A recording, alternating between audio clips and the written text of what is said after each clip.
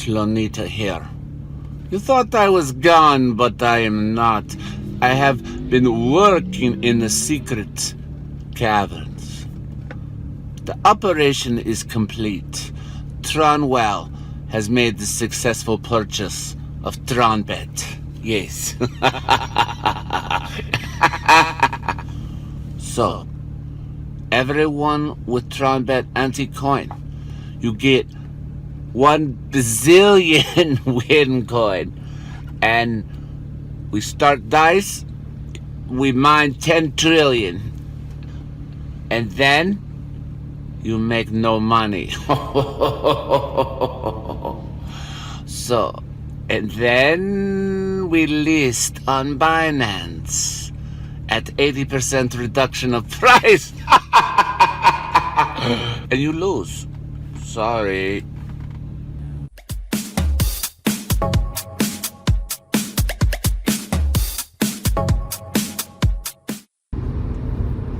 Cryptoslo with more crypto gains. What's going on, guys? Hope you enjoyed that little tidbit. Slonita has to come out every once in a while to talk to you guys, to tell you what's going on. So, as the intro sort of spoofed and parodied, Tronbet does look like it's going to IEO. Was this an inside sale? Did they actually sell the platform to Wink Gaming? Who really knows? I think the most important thing really is that on the initial look, a lot of people aren't too happy with the dilution which occurred. They said they're looking at a 60 to 80% IEO Binance Launchpad reduction. So, but is it huge news to get a gaming platform on Binance? I mean, most definitely. That's kind of like the holy grail of, the things. But, I was reading in the Telegram, some of the people that have done the math. If you had like 10K in ANTE, the IEO price sets you down to 4K, which is a pretty massive reduction in your stake in the company.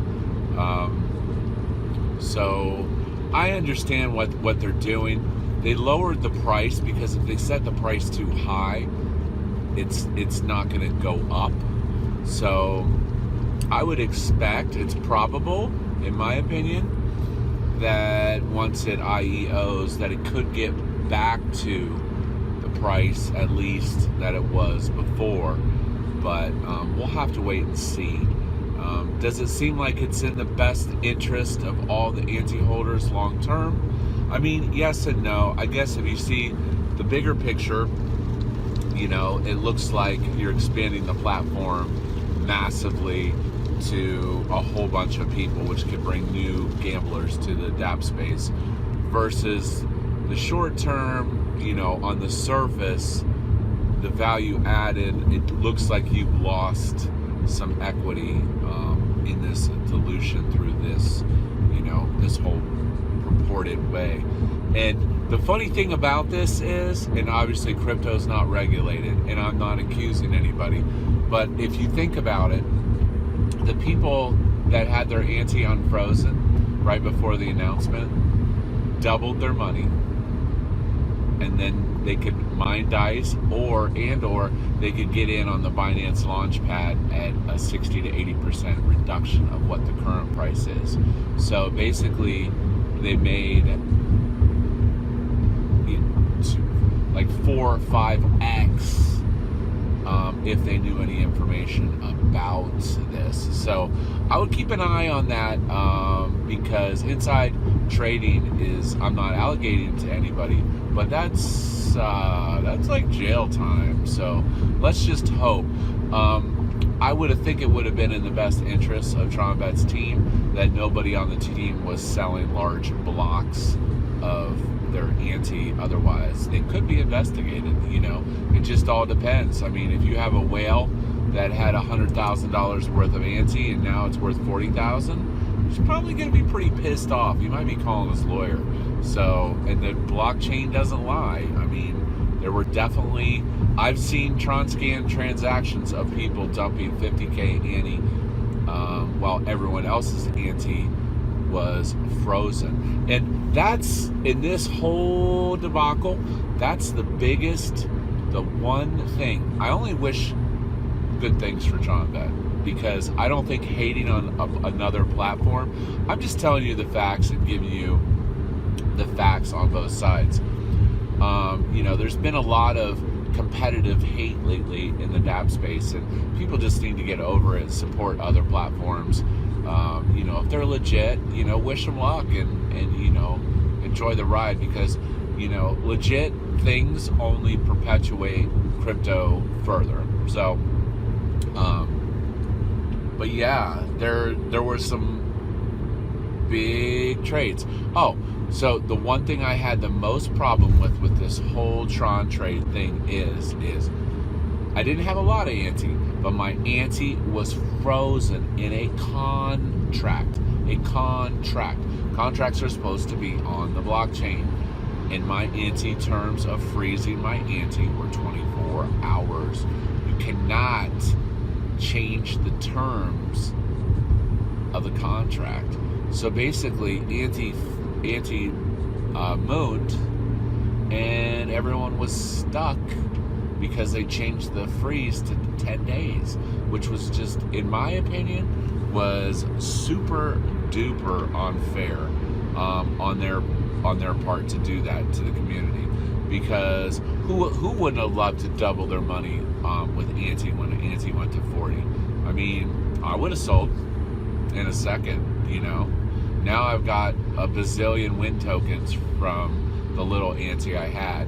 So, I mean, like I said, I only had a couple $100 worth because I had exited the position a while ago.